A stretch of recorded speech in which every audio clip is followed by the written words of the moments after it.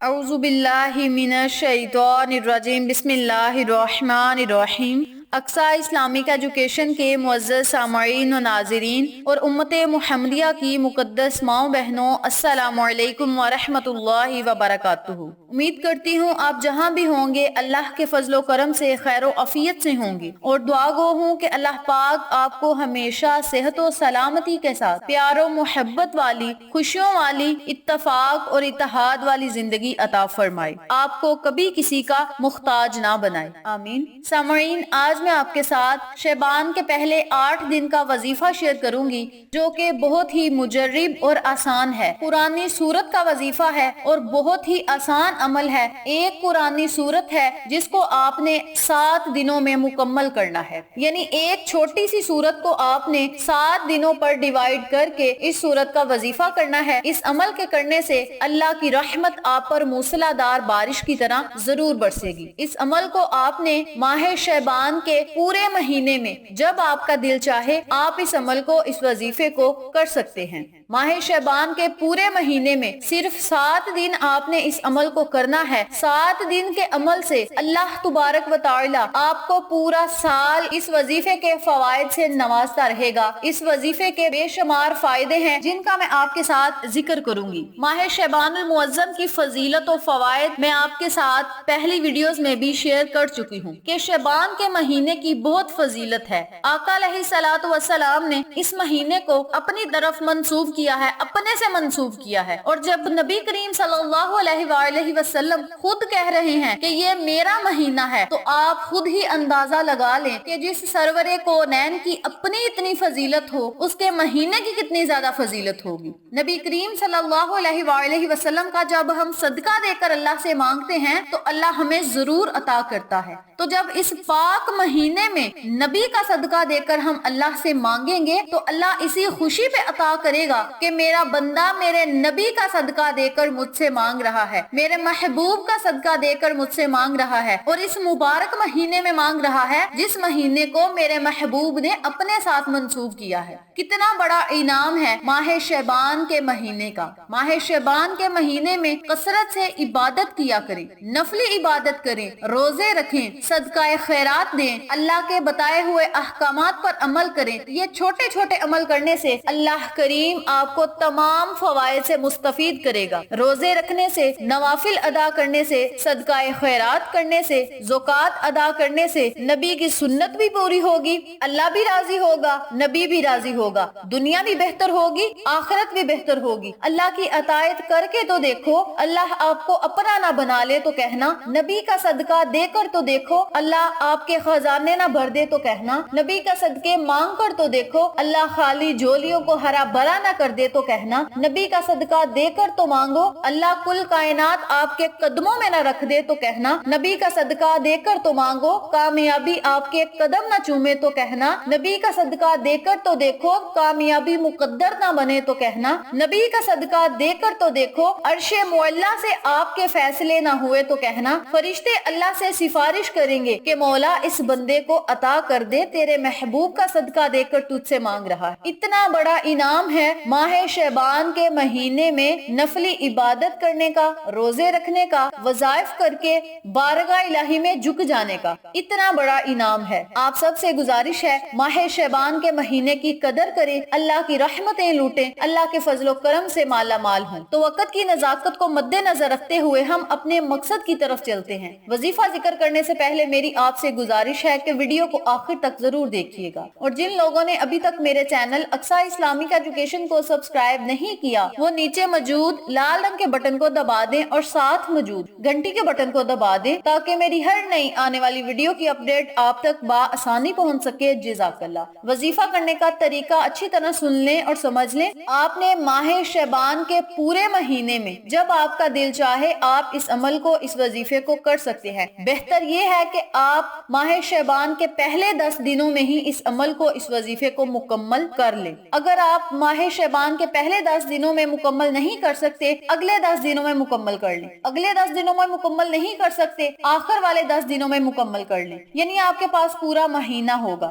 کرنا آپ نے یہ ہے، دن میں کسی بھی ٹائم، کسی بھی وقت اس عمل کو کسی بھی نماز کے بعد کر لینا ہے۔ کسی بھی دن سے آپ اس وظیفے کو شروع کر سکتے ہیں۔ کرنا آپ نے یہ ہے کہ 313 مرتبہ آپ نے الحمدللہ رب العالمین کا ورد کرنا ہے۔ اس کے اول اور آخر آپ نے 11 مرتبہ درود پاک پڑھ کے بارگاہ الہی میں خصوصی دعا کرنی ہے۔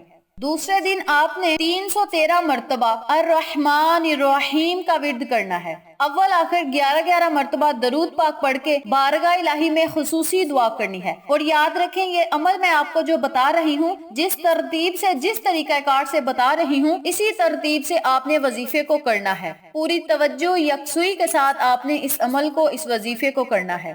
تیسرے دن پھر آپ نے 313 مرتبہ مالکی یوم الدین کا ورد کرنا ہے۔ اول آخر 11 مرتبہ درود پاک پڑھ کے بارگاہ الہی میں خصوصی دعا کرنی ہے۔ یاد رکھیں، جس مقصد کے لیے آپ نے اس عمل کو کرنا ہے، اس مقصد کو آپ نے پہلے دن سے اپنے ذہن میں رکھنا ہے، اور وظیفے کو مکمل کرنے تک اپنے ذہن میں اس مقصد کو رکھ کے تنہائی میں بیٹھ کر اس عمل کو کرنا ہے۔ پورا دھیان آپ کا وظیفے کی طرف ہو۔ چوتھے دن آپ نے ایاک نعبد و ایاک نستعین کو 313 مرتبہ پڑھنا ہے۔ اول آخر آپ نے 11 مرتبہ درود پاک پڑھنا ہے۔ پانچویں دن پھر آپ نے 313 مرتبہ اہدنا الصراط المستقیم کا ورد کرنا ہے۔ اول آخر 11 مرتبہ درود پاک پڑھ کے بارگاہ الہی میں دعا کرنی ہے۔ چھٹے دن آپ نے صراط الذین انعمت علیہم کا ورد کرنا ہے۔ اول آخر 11 مرتبہ درود پاک پڑھ کے بارگاہ الہی میں خصوصی دعا کرنی ہے۔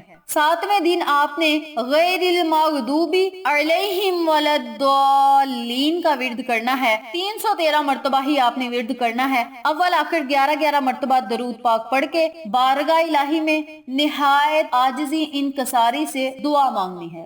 ہر روز وظیفہ کے اختتام پہ اپنی حاجت بیان کریں، دعا نہایت عاجزی سے اللہ سے مانگیں۔ جب وظیفہ مکمل کر لیں، سجدے میں سر رکھیں یا اپنے خالی ہاتھوں کو، خالی جھولی کو اٹھا لیں اور بارگاہ الہی میں رو رو کر مانگیں، گڑ گڑا کر مانگیں کہ مولا تیرے سوا ہم کسی کے در پہ نہیں جائیں گے، مولا ہمیں تو نے ہی عطا کرنا ہے، اپنے سوا کسی کا محتاج نہ بنانا۔ اس عمل کو میں نے 7 دن مولا تیری رضا کے لیے کیا ہے، اپنی رضا میں مجھے راضی فرما، مجھے صبر و شکر کرنے کی توفیق عطا فرما۔ مولا میرا فلاں مقصد ہے، فلاں حاجت ہے، اسے پورا کر دے، فلاں مقصد میں مجھے کامیابی عطا فرما، میرے رزق میں اضافہ فرما، دولت میں اضافہ فرما، کاروبار میں خیر و برکت عطا فرما، اور مولا میرے گھر کو آباد رکھنا، میرے گھر کے جتنے بھی افراد ہیں ان کے دلوں میں رحم ڈال دے۔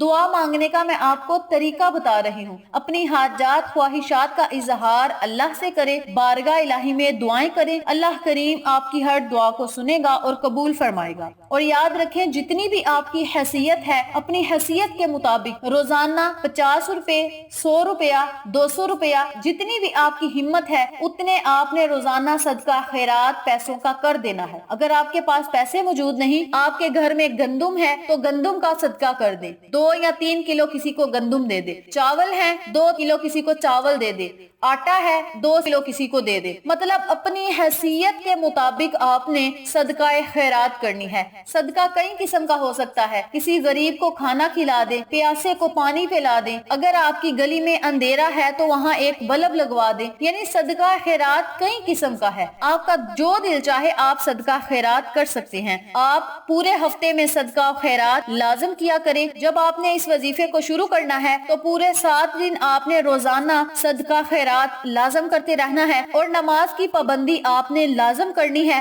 ہر نماز کے بعد 11 مرتبہ سورۃ فاتحہ کی تلاوت آپ نے لازم کرنی ہے اور بارگاہ الہی میں دعا کرنی ہے۔ اللہ نے چاہا، اللہ کے رسول نے چاہا تو اللہ کریم آپ کو بہت جلد کامیابی عطا کرے گا۔ کامیابی آپ کا مقدر بن جائے گی، کامیابی آپ کے قدم چومیں گی۔ مزید رہنمائی کے لیے آپ مجھ سے فیس بک پہ رابطہ کر سکتے ہیں یا ویڈیو کے نیچے کامنٹ باکس میں مجھ سے پوچھ سکتے ہیں، میں آپ کی رہنمائی ضرور کروں گی۔ اس عمل کو، اس وظیفے کو آپ نے خود بھی کرنا ہے، اپنے عزیزوں کار، فیملی ممبر، فرینڈز اور نیبرز کے ساتھ شیئر بھی کریں تاکہ تمام لوگ اس وظیفے سے مستفید ہوں، آپ کو اور مجھے صدقہ جاریہ کا ثواب ملتا رہے۔ ویڈیو پسند آئے تو ویڈیو کو لائک کریں، شیئر کریں، ہمارے چینل کو سبسکرائب کریں اور ساتھ موجود بیل آئیکن کو دبا کے آل نوٹیفیکیشن پہ کلک کریں تاکہ میری ہر نئی آنے والی ویڈیو کی اپڈیٹ آپ تک بآسانی پہنچ سکے۔ انشاءاللہ پھر کسی نئے وظیفے یا اچھی معلومات کے ساتھ آپ کی خدمت میں حاضر ہوں گے۔ السلام علیکم ورحمۃ اللہ وبرکاتہ۔